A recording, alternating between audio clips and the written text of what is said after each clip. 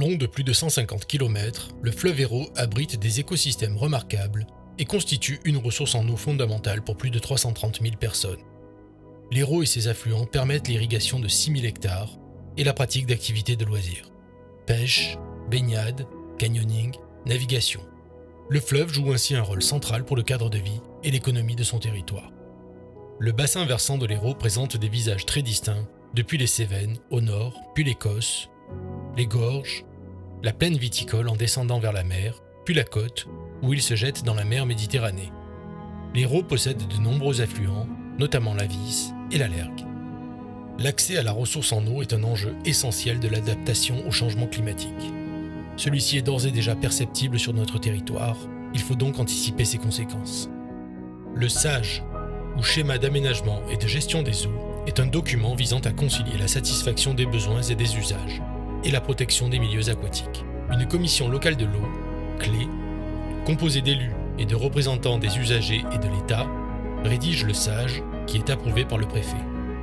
Cette commission locale de l'eau regroupe tous les acteurs, élus, professionnels, associatifs, l'État, l'agence de l'eau, etc. Le SAGE a maintenant une quinzaine d'années, donc il a été établi avec les données disponibles à l'époque, mais tout change, tout évolue et de plus en plus vite. Et le changement climatique, plus personne ne le conteste et il faut en tenir compte. Ce fameux SAGE qui a 10 ans et qui est en voie de renouvellement, puisque ce qui était vrai il y a 10 ans ne l'est plus aujourd'hui. Et les choses se sont vraiment accélérées, même il y a quelques années, avec toutes les alertes, les vigilances, etc. L'objectif, c'est d'un peu de coordonner cette politique de l'eau à l'échelle d'un bassin, en essayant d'associer tous les élus de toutes ces collectivités pour qu'il y ait une solidarité à l'échelle de ce bassin. Pour prendre la mesure de la menace que fait peser le réchauffement climatique, le PTB Fleuve Hérault a décidé, dans le cadre de cette révision, de réaliser une étude sur l'évolution du bassin versant de l'Hérault jusqu'en 2050, afin d'intégrer ces résultats au SAGE. Cette étude vise à confronter finalement les connaissances scientifiques qu'on a sur l'évolution du climat et de l'hydrologie sur le bassin de l'Hérault, pour ensuite la traduire en actions concrètes vers des pistes d'adaptation, notamment par rapport à des épisodes de sécheresse qui deviendraient plus fréquents. Les températures annuelles sont plus élevées, en particulier en été. Sur la période allant de 1960 à 2022, cela représente une augmentation d'1,5 degré en moyenne. Sur cette même période, on observe parallèlement une baisse très nette de l'enneigement dans les Cévennes.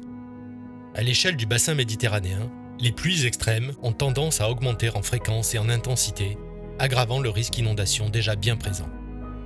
Enfin, l'augmentation des températures entraîne plus d'évaporation et plus de consommation d'eau par les plantes, phénomènes qui participent à la diminution de la recharge des nappes et à la baisse des débits des cours d'eau en été.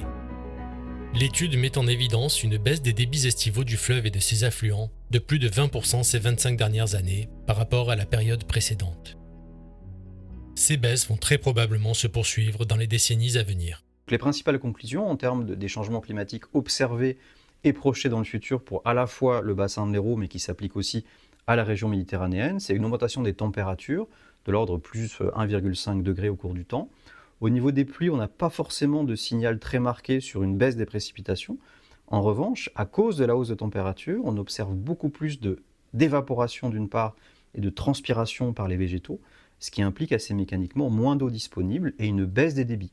Et dans les scénarios futurs qu'on a, on a aussi une projection vers une baisse des débits futurs, notamment en été. Cette liste sera certainement plus longue du fait des réactions en chaîne à attendre, avec des conséquences importantes pour les milieux naturels et l'activité socio-économique des territoires du bassin. L'adaptation, elle passe tout d'abord par les économies d'eau, optimiser nos rendements de réseau dans le cadre des collectivités, faire la chasse aux fuites, éduquer les populations sur la sobriété de notre ressource en eau. Et puis ça passe aussi évidemment par une réflexion autour du partage de la ressource pour les différents usages. En 2050, on nous annonce un peu un climat et une végétation identique à celle de l'Andalousie. Donc on est en train de voir avec tous les utilisateurs de l'eau, que ce soit le citoyen, les élus, les agriculteurs, les écologistes également, comment on peut s'organiser pour préparer nos territoires à ces enjeux. Les avantages et les inconvénients de ces différentes solutions doivent être évalués pour déterminer une stratégie pertinente pour le bassin de l'Hérault. Ces choix permettront de préserver durablement l'équilibre entre besoins et ressources en eau. Plus largement, il s'agira de dessiner une trajectoire d'évolution et d'adaptation à l'horizon 2050.